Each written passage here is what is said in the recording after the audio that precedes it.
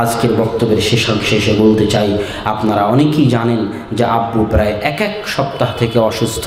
গত ঢাকায় 2 দিন পিজি হাসপাতালে ছিলেন, আর আজকে আমি যখন বের হই তখন আব্বু লক্ষ্মীপুর, রাজশাহী লক্ষ্মীপুর মেডিকেলে ছিলেন ডাক্তারের কাছে।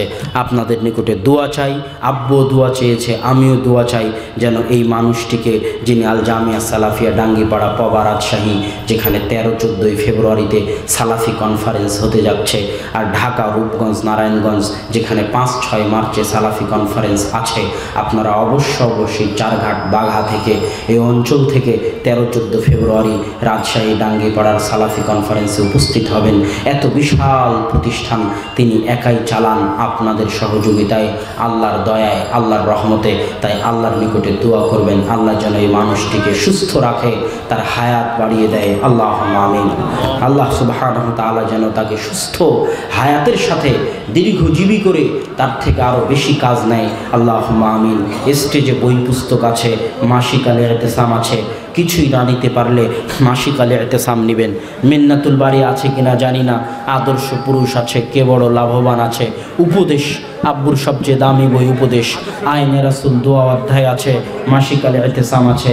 আর প্রশ্ন উত্তর হইচই না করে প্রশ্ন উত্তর শুনতে থাকুন। হুজুর আসসালামু আলাইকুম ওয়া রাহমাতুল্লাহি ওয়া বারাকাতুহু। একজন ব্যক্তির কতটুকু জমি, কত টাকা, কতটুকু অলংকার থাকলে যাকাত দিবে, আমার বিস্তারিত বক্তব্য আছে। ইউটিউবে লিখবেন জাকাত আব্দুল্লাহ বিন আব্দুর রাজ্জাক, ইউটিউবে গিয়ে লিখবেন জাকাত আব্দুল্লাহ বিন আব্দুর রাজ্জাক, বিশাল আলোচনা আছে জাকাতের উপর, বিস্তারিত তথ্য নির্ভর।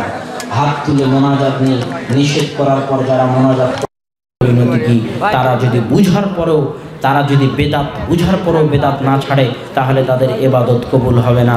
আল্লাহর দরবারে তওবা করতে হবে। সামর্থ্য না থাকলে পুত্র সন্তানের জন্য একটি আকিকা দেওয়া যাবে কি? অবশ্যই দেওয়া যাবে, কোনো সমস্যা নেই। মক্কা শরীফে 20 রাকাত তারাবি হয়, অথচ আমরা 8 রাকাত পড়ি। মক্কা এবং মদিনা দলিল নয়। এ কথা কে বলল? কবে বলল যে মক্কা মদিনা দলিল? যারা বলে তারা ভ্রান্ত। মক্কা মদিনা দলিল নয়। মদিনাতে আজ থেকে 100 বছর আগে কবর পূজা হতো। মদিনাতে আজ থেকে 100 বছর আগে, মক্কায় আজ থেকে 100 বছর আগে মাজার পূজা হতো। আজকে হয় না, কালকে আবার মক্কাতে মাজার পূজা হতে পারে, মদিনাতে মাজার পূজা হতে পারে। মক্কা মদিনার আমল দলিল নয়, দলিল হচ্ছে কোরআন এবং হাদিস। ব্যাংক থেকে লোন নিয়ে ব্যবসা করে উপার্জিত টাকা হালাল হওয়ার কোনো পথ আছে কি? আল্লাহু আলাম। কিভাবে হালাল করবেন? যা ইনকাম করেছেন সব বাদ দিয়ে দিতে হবে, নতুন করে শুরু করতে হবে তাকওয়া পরহেজগারিতা দিয়ে। ঘুষ দিয়ে চাকরি নিয়ে ওই চাকরির টাকা হালাল হওয়ার কোনো রাস্তা আছে কি? আমার জানা নেই, আল্লাহ ভালো জানেন।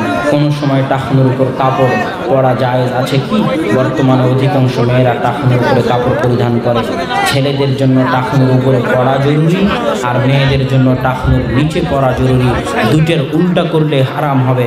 হুজুর আসসালামু আলাইকুম, আত্তাহিয়াত মাসুরা না জেনে ইমামের দায়িত্ব পালন করা যাবে কি? আত্তাহিয়াত না জানলে তো ইমামের দায়িত্ব পালন করা যাবে না। মাসুরা না জানলেও চলবে, তবে আত্তাহিয়াত এবং দরুদ অবশ্যই জানতে হবে।